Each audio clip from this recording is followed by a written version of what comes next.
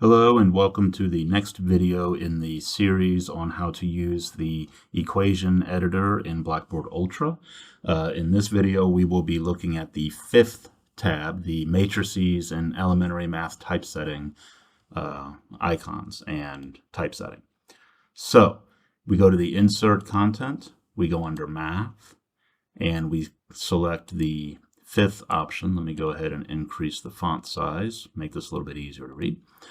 And here we see our matrices and some of our elementary typesetting from mathematics classes, usually demonstrated in elementary school. So let's go ahead and get started.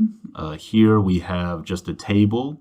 If I were to select this, it allows me to choose how many columns and how many rows that I wish to pick. So if I do just a 2 by 2, it gives me just these entries, 1, 2, 3, 4. Again, make sure that you are outside of this table by seeing that extra large blinking cursor there. If you want this encased in square brackets, then you can go ahead and do that using the same table construction. You can have the entries inside of square brackets, which is often used. You could also have them inside parentheses. And these are just ways of denoting certain kinds of matrices.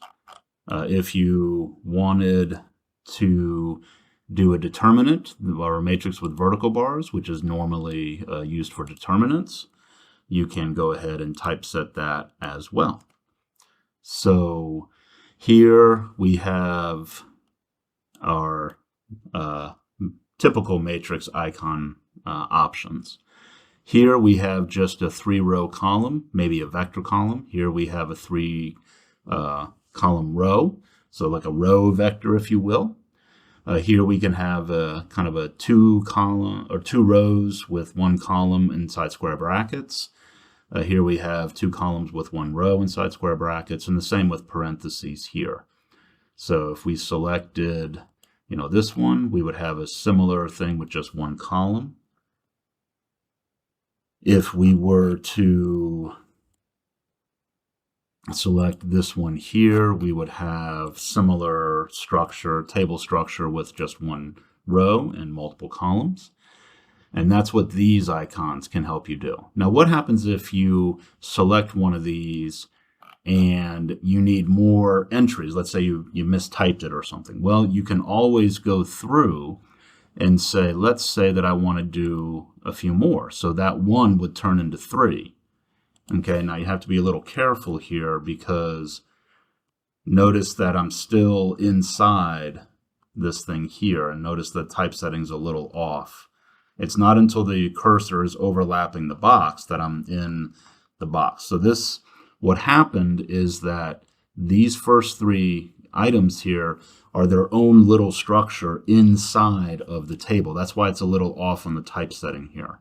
So if you did make a mistake with using one of these icons, you'd probably be better off using an icon like this, where you can actually select the rows and have it typeset a little bit better, having each of these entries its own entry rather than having 3 kind of sub entries into one spot and then having the rest of it outside. So it's a typesetting issue, but it's an important one because if you're trying to do things within tables, you have to make sure that the entries correspond to where they're supposed to be. So that takes care of these guys here as far as things to look out for, as well as how to manage typesetting issues.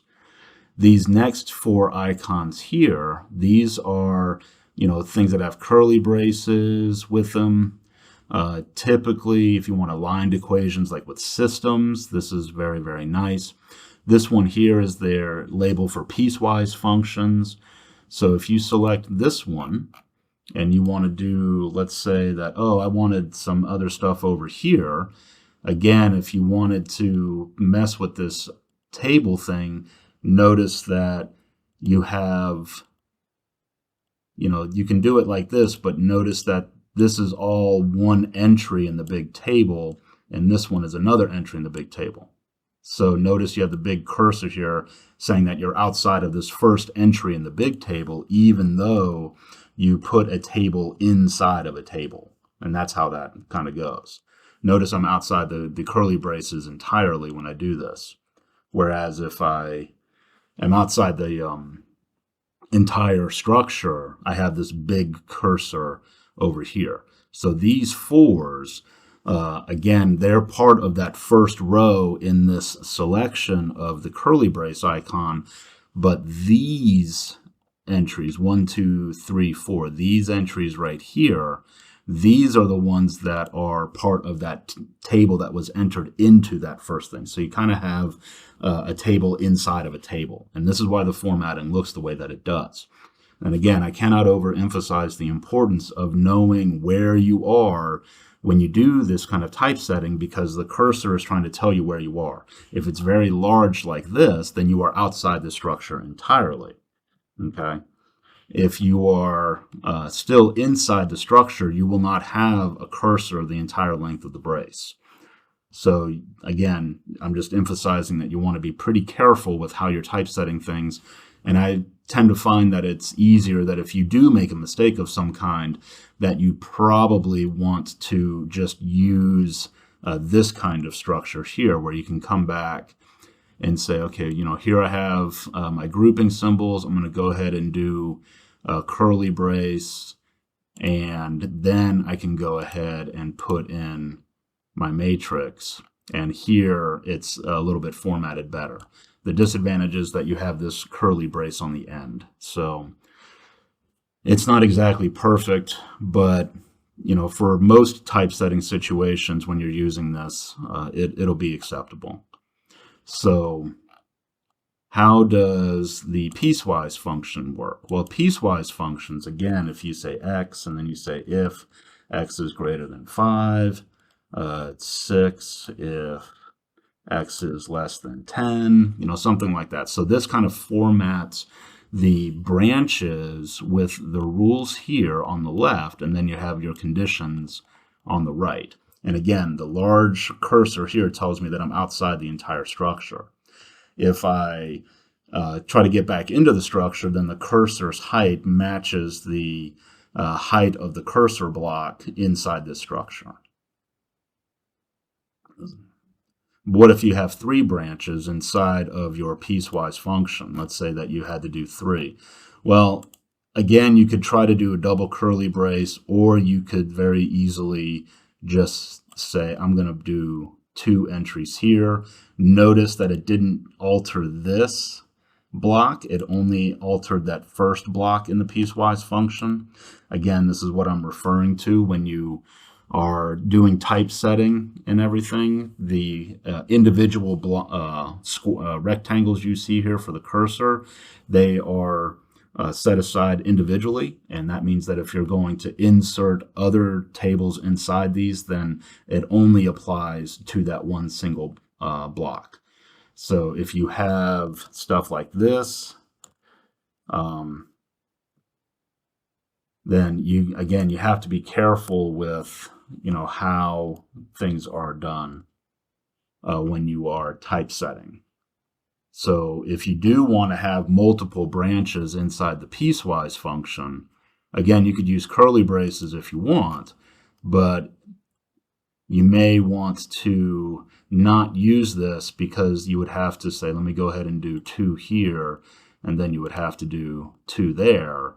And as you can see here, there's still a little offset. I can still type stuff in front of the, looks like I'm messing up here, but let me go ahead and redo this. So again, if you are trying to do stuff, notice that I'm still in front here, and I am not inside my little matrix. I had to scoot all the way over to get here, and I'm still on that first row. So again, this is just one of the things you have to look out for when you are attempting to use this kind of tabular style of typesetting, you got to make sure that you are setting things up correctly. This last one for aligned equations, again, this is pretty useful if you are going to do systems, especially if you have a small system. It already lines stuff up. So if you had 5x minus 4y or 5y is equal to, let's just say, -6. It kind of lines things up with respect to the equal mark here. It's a pretty good thing. But notice when I hit the return, my cursor wasn't big. And that's why I ended up with this new kind of thing going on here. So if you had 5x, notice these are separate. These are separate things. If you had, and you'd have to move the cursor to each one of these to keep everything aligned. So again, if you have a small cursor, it allows you to put in more equations. When you get to the big cursor, you are now outside of the entire structure. So again, please be very, very careful when you are using these matrix icons to make sure that things are being typeset accordingly. So I recommend you go slow and you pay attention to how big your cursor is. Over here, again, we have our ellipses. This is popular if you're going to have an undefined dimension in your matrix and you just want to say, hey, the same kind of thing happens. These are no different than the ones we saw under the arrows tab. But these icons here, this is where you start getting into the elementary school layout. So this one here has its own structure. So if you wanted to do 12 plus 23 vertically and go ahead and add that up, then you could say, you know, this is 35, and everything would add up very nicely. Notice that I have a very small icon here, and it's just inside. When I had that small thing there and I typed something in, it moved me to the next line. So again, you got to be very, very careful and make sure that that cursor is big before you get out of this entire structure. Good news is that this one has a small rectangular box that says, hey, whether you're in the structure or not. And again, the same thing with the division one. If you want to do long division, you can go through and say 4 divided into 5x plus 6, and you can say, oh, that's equal to, let's just say 1 remainder 6, you know, just something like that.